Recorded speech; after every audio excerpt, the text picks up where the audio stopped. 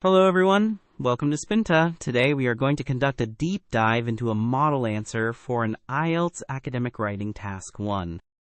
We're not just going to look at the essay, we will dissect it line by line to understand the elements that make it a high band response. My goal is for you to leave this session with a clear blueprint for success, understanding the structure, the sophisticated language, and the analytical techniques you need to use. Let's begin. The very first thing an examiner notices is the structure. This essay uses a perfect 4-paragraph model, which is the gold standard for Task 1. Let's break it down. Paragraph 1 is the introduction, where you paraphrase the question. Paragraph 2 is the all-important overview, where you summarize the main trends. Paragraphs 3 and 4 are for the details, where you present specific data to support your overview. This structure is powerful because it's crystal clear and logical, allowing the examiner to follow your points effortlessly. Now let's zoom in on the introduction. The chart is titled AI Adoption Rates in Key Business Sectors 2023. A novice writer might just copy this, but look at our model answer. It says, the provided bar chart illustrates the adoption rates of artificial intelligence solutions across 4 distinct business sectors.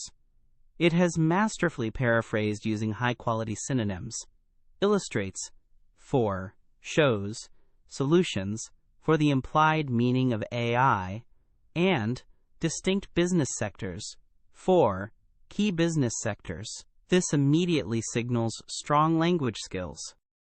Next, and arguably the most crucial part of your essay, is the overview. A common mistake is to jump right into the numbers. The model answer avoids this perfectly. It says, overall, the finance sector shows the most significant engagement with AI. A prominent trend is that the percentage of companies with an AI strategy firmly in place is considerably higher than the proportion of those still in the experimental pilot phase. Notice 2 things.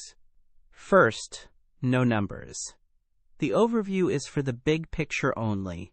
Second, it identifies 2 key features. Finance is the leader, and strategies outnumber pilot stages across the board. This demonstrates an ability to synthesize information, not just list it. Now we move to the body paragraphs, where the details live. A high-scoring response always groups data logically. This answer dedicates paragraph 3 entirely to the strategy in place category and paragraph 4 to the in pilot stage category. This is a very clean and effective method. Look at the language in paragraph 3. It begins with delving into the specifics, a wonderful linking phrase. It identifies finance as the clear frontrunner, much more descriptive than just saying the highest. It then uses comparative language like follows at a distance to describe healthcare, which paints a vivid picture of the data. This is what we mean by making intelligent comparisons. Paragraph 4 continues this excellence. It starts with another great cohesive phrase with regard to the pilot stage. It points out that retail is highest in this metric, and then delivers a fantastic concluding sentence. In stark contrast, the finance sector, despite its leadership and strategy, had the lowest proportion, at just 15%. The phrase in stark contrast is a powerful tool for showing a major difference. Furthermore, using a complex sentence with despite demonstrates advanced grammatical control, connecting 2 opposing ideas in one fluid thought.